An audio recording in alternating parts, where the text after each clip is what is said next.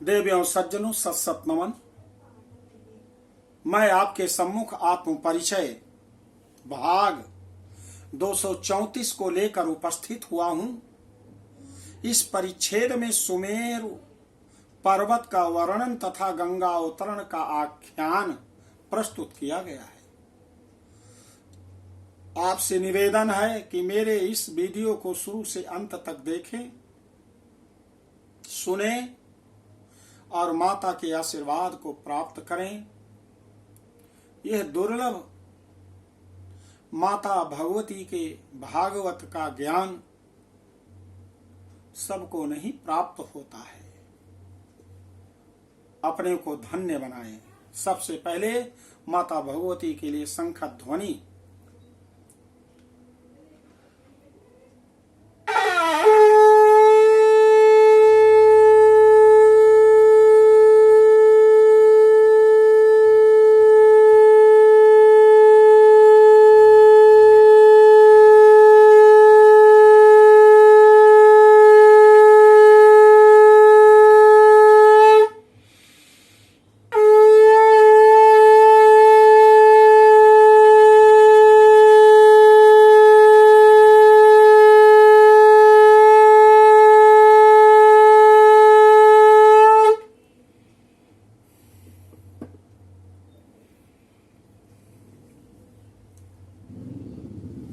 जन्मेजय कहते हैं, हे गुरुदेव,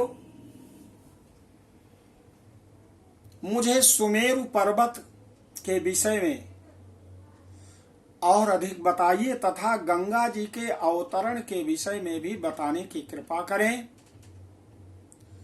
ऋषिवर जैमिनी बोलते हैं कि राजन सुनो, सुमेरु गिरि के पूर्व में 18,000 योजन लंबाई तथा 2,000 योजन चौड़ाई तथा ऊंचाई वाले 2 पर्वत हैं। वह दोनों श्रेष्ठ पर्वत जठर और देवकूट हैं। सुमेरु के पश्चिम में भी 2 पर्वत हैं। उनमें पहला पावमान और दूसरा पारियात्र नाम से विख्यात है।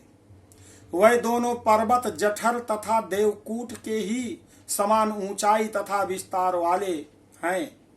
सुमेरु के दक्षिण में कैलाश और करवीर नाम के विख्यात 2 पर्वत हैं। ये दोनों विशाल पर्वतराज पहले के ही समान लंबाई तथा चौड़ाई वाले हैं। इसी प्रकार सुमेरु के उत्तर में त्रिशृंग और मकर नामक 2 पर्वत स्थित हैं। सूर्य की भांति सदा प्रकाश करता हुआ यह सुवर्णमय सुमेरु पर्वत इन्हीं 8 पर्वत श्रेष्ठों के चारों तरफ से घिरा हुआ है। इस सुमेरु पर्वत के शिखर पर ठीक मध्य में पद्मयोनि ब्रह्मा जी की पुरी है। यह 10,000 योजन के विस्तार में विराजमान है। तत्वज्ञानी विद्वान महात्मागण समचौकोर इस स्वर्णमयी पुरी के विषय में कहते हैं कि उस पुरी के चारों ओर 8 लोकपालों की श्रेष्ठ पुरियां प्रसिद्ध हैं। सुवर्णमयी वह पुरियां दिशा तथा रूप के अनुसार स्थापित हैं। 2,500 योजन के विस्तार में इनकी रचना की गई है। इस प्रकार सुमेरु पर्वत पर ब्रह्मा तथा इंद्र अग्नि आदि लोकपालों की क्रमशः मनोवती, अमरावती, तेजोवती, संयमनी, कृष्णांगना, श्रद्धावती, गंधवती, महोदया और यशोवती ये 9 पुरियां प्रतिष्ठित हैं। हे राजन, यज्ञ मूर्ति सर्वव्यापी भगवान विष्णु के बाएं पैर के अंगूठे के नख से आघात के कारण ब्रह्मांड के ऊपरी भाग में हुए छिद्र के मध्य से गंगा प्रकट हुई और हे विभो, ये स्वर्ग के शिखर पर आकर रुक गई। संपूर्ण प्राणियों के पापों का नाश करने वाले जल से परिपूर्ण ये गंगा संसार में साक्षात विष्णुपदी के नाम से प्रसिद्ध है। 1000 युग का अत्यंत दीर्घ समय बीतने पर संपूर्ण देव नदियों की स्वामिनी ये भगवती गंगा स्वर्ग के शिखर पर जहां आई थी, वह स्थान तीनों लोकों में विष्णुपद नाम से विख्यात है। यह वही स्थान है जहाँ उत्तानपाद के पुत्र परम पवित्र ध्रुव रहते हैं, भगवान के दोनों चरण कमलों के पवित्र पराग धारण किए हुए वह परम पुण्यात्मा राजर्षि ध्रुव अचल पदवी का आश्रय लेकर आज भी वहीं पर विराजमान है। गंगा के प्रवाह को जानने वाले तथा सभी प्राणियों के हित की कामना करने वाले उदार हृदय सप्त ऋषि मंडल भी वहीं रहते हैं और उनकी प्रदक्षिणा किया करते हैं। आत्यंत की सिद्धि मोक्ष स्वरूपिणी ये गंगा तपस्या करने वाले पुरुषों को सिद्धि प्रदान करती हैं, ऐसा समझकर सिर पर जटा जूट धारण करने वाले वे सिद्धगण उनमें निरंतर स्नान करते रहते हैं। ऐसी माता गंगा की कृपा सबको नहीं मिल पाती है, केवल सुनने मात्र से ही कल्याण हो जाता है। तत्पश्चात वे गंगा विष्णु पद से चलकर हजारों करोड़ों विमानों से व्याप्त देव मार्ग पर अवतरित होती हुई चंद्रमंडल को आप्लावित करके ब्रह्मलोक में पहुंचती हैं।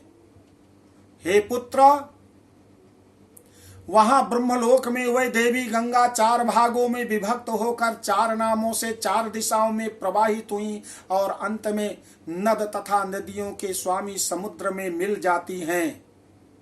सीता, चतुः, चक्षु, अलकनंदा और भद्रा इन 4 नामों से प्रसिद्ध हैं। उनमें से सभी पापों का शमन करने वाली सीता नाम से विख्यात गंगा ब्रह्मलोक से उतरकर केसर नामक पर्वतों के शिखर से गिरती हुई गंधमादन पर्वत के शिखर पर गिरी और वहां से भद्रासुवर्ष के बीच में प्रवाहित होती हुई पूर्व दिशा में चली गई। इसके बाद देवताओं से पूजित वह देव नदी गंगा क्षीरोदधि में जाकर मिल जाती है। तदनंतर चक्षु नाम वाली दूसरी गंगा माल्यवान पर्वत के शिखर से निकली और अत्यंत वेग के साथ बहती हुई केतुमाल वर्ष में आ गई।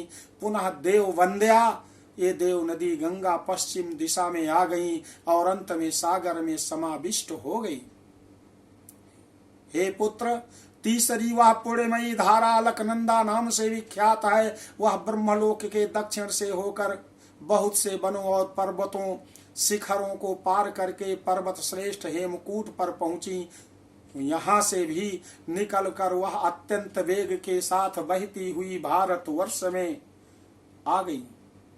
इसके बाद नदियों में श्रेष्ठ अलकनंदा नामक वह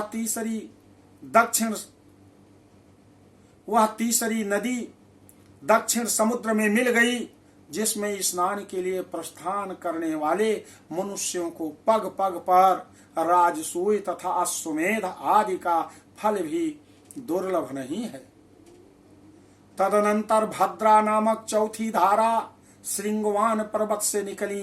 तीनों लोकों को पवित्र करने वाली यह गंगा उत्तर कुरु प्रदेश को भली भांत तृप्त करती हुई अंत में समुद्र में मिल जाती है।